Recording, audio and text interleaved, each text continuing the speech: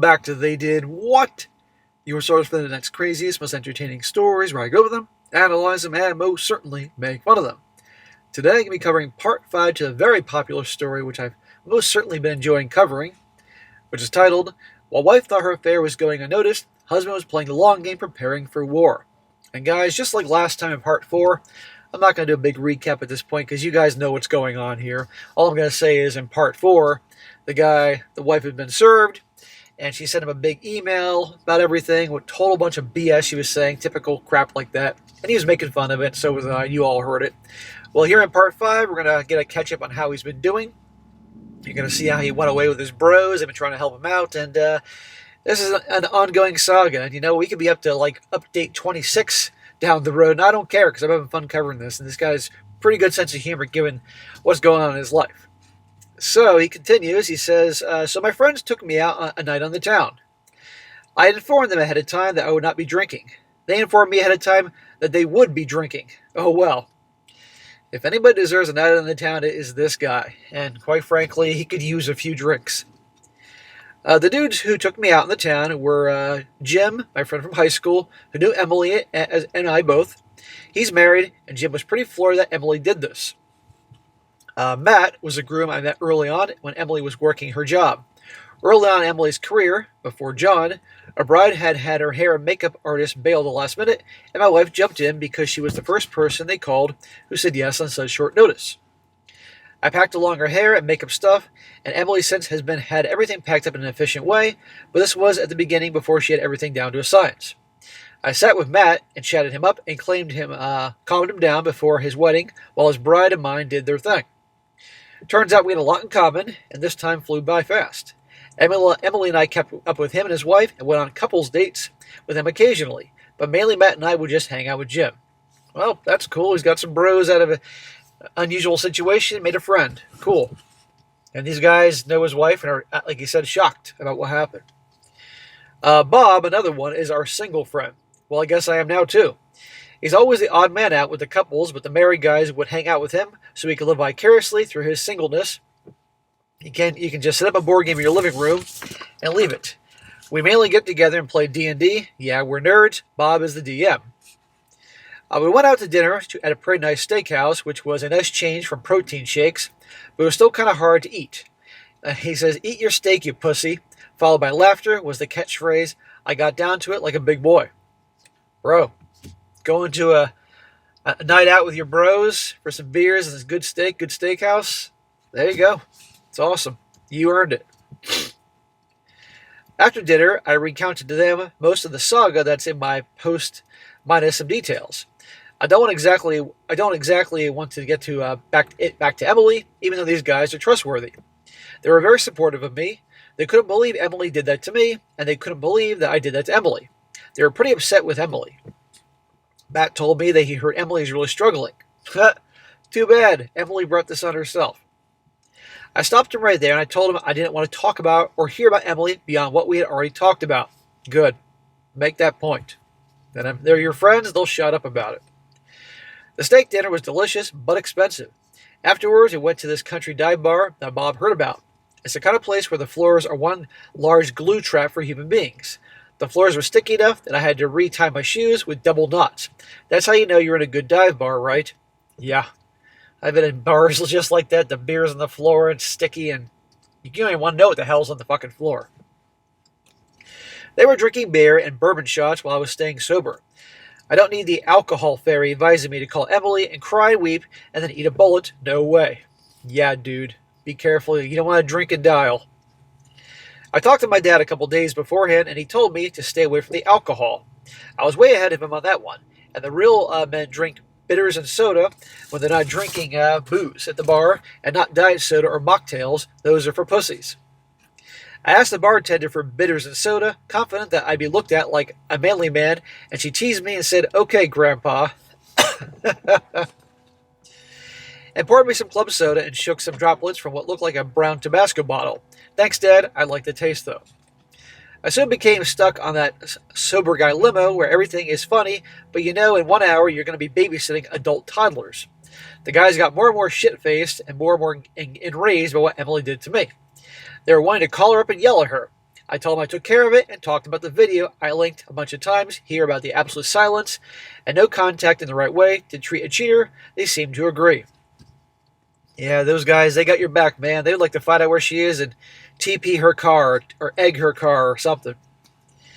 Jim was calling the female bartender bro. Matt was downing a draft beer while stuffing steak nachos down his throat after a steak dinner.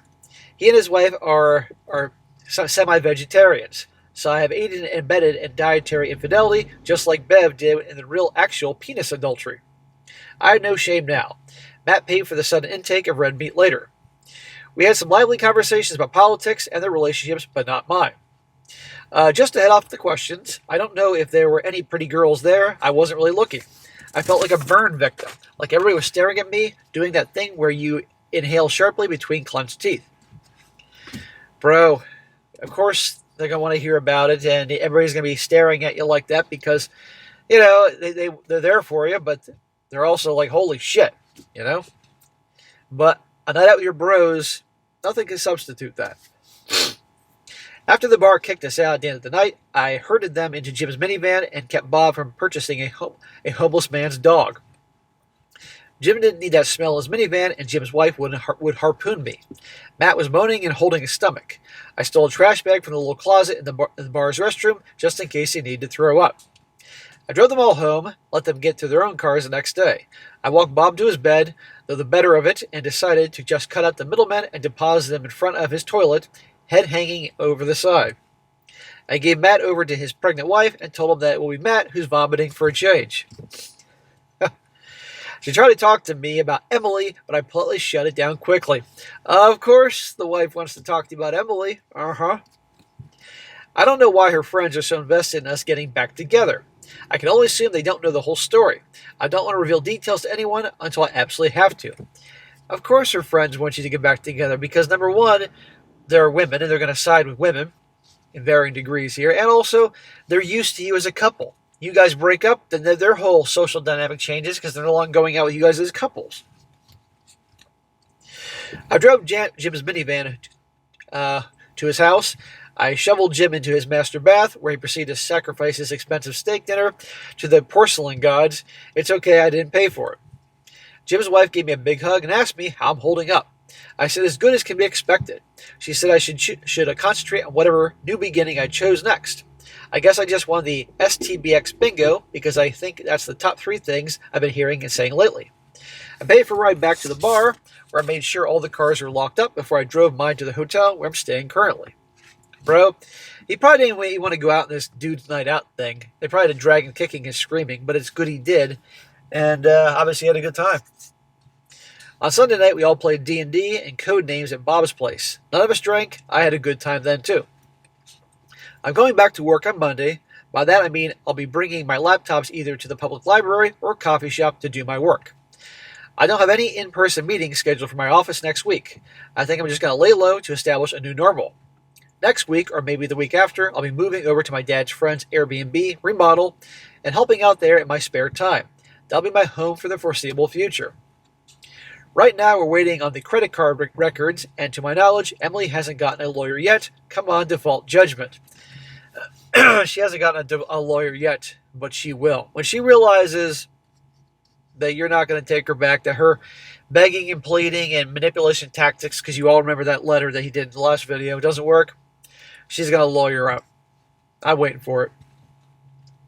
My lawyer told me that John's wife contacted her. She didn't get any more specific than that. There you go. Remember, guys, John is the dude that was banging his wife. Well, John's married. John's a scumbag. Nothing from Bev or her husband. They're Emily's friends, not mine. I did her husband a favor. What happens next is up to him. To answer multiple questions here, the only overnights Emily had during the time period of her affair were when she visited her parents 3 times. I verified it with them each time. Not because I was paranoid, but I just liked talking to my mother-in-law, and it was an excuse to chat with her. Yeah, that's right. This guy has a very good relationship with his mother-in-law, but he made it clear in the last video, mother-in-law, we can't talk right now. But when we do, we can't talk about her. Period. We'll see about that. The 3rd time Emily went, she came down with the flu, and mother-in-law took care of her for a couple of days. I called every day. I'm pretty convinced that she didn't do overnights with John. The closest thing she came to was on New Year's Eve, and I suppose mother-in-law could have aided and abetted her infidelity, but she's very religious, and I don't believe that she'd do that. I'm not going to lie, it would hurt a lot if she did. I really hope like hell the mother-in-law didn't know about what was going on. Flip a coin. But if he says she's very religious, and look, there's a lot of people that say they're religious, good Christians or whatever their faith is, and are liars and scumbags and cheaters and all that, but what he's describing the mother-in-law, probably not. As far as news of Emily, I have no idea since I'm no contact. Matt said his wife said that Emily's struggling, and that's it. I hope she gets help if it gets too bad. Let her struggle. She deserves to struggle. After everything she's put this guy through, let her fucking struggle. That's some punishment for everything she did to this guy. I checked the cameras, and Emily seems to have moved out of the house. I believe she's with her parents currently, which is a hell of a commute for her, so she's probably taking time off work too. I will update if anything significant happens. Believe me, otherwise, I probably won't be as active on here as I was last week. So I've been paying attention, responding to, this guy's very responsive to comments and questions on Reddit, and everybody likes this dude because he's fucking cool and he's funny as hell. I mean, in spite of the hell he's going through, because he's been laying low and on vacation and all that, hence hanging out with his bros. So, this isn't over, guys. I know this wasn't a super exciting update, but I know you guys want to hear updates, and a lot of you guys sent me an email saying you did an update, so I'm doing this update for you guys. Plus, I enjoy reading it. But I guarantee you you're going to get more details about the divorce and her and all that pretty soon, so stay on the lookout, and I'm sure the next week there'll be another one, and I'll definitely cover it. And, and things will definitely are going to get, because sooner or later, his wife, his soon-to-be ex-wife, Emily, is going to realize he ain't taking her back. Because in the beginning, you know how it works. You've heard a lot of these stories. There's the begging and pleading and I'm sorry's and all that. I'll do anything to fix it. We've all heard that. And then when they finally realize the guy is standing firm, he's not taking her back, that's when the fucking claws come out. The claws, the fangs, the pitchforks, everything. And so I really hope this guy's prepared for that. I hope I'm wrong. I hope he gets a smooth divorce. If anybody deserves it, it's this dude here.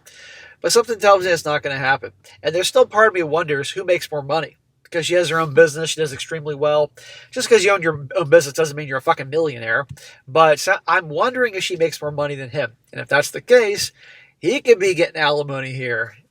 But I guarantee you our guy's a very detailed guy. We will find out down the road. So, that is it. Alright guys, that is it for today. Be sure to comment down below. Let me just think about this. And also guys, I've been saying it all week. If you're on X, formerly Twitter, come check me out. The handle's SSM Channels. Definitely trying to grow a big presence over there because, as you're aware, over here they don't promote these channels anymore. Or not so much because we're the bad guy. So it's definitely helpful you get over there and you get to hear about announcements and new videos, as well as other things. We're having a good time. Articles, memes, videos, all that stuff like that. We're really trying to get a nice little community over there. So come check us out. Even if you hate Elon, come over anyway. Have a good time. And be sure to like the video, share it with your friends, and subscribe. I'll catch you next time.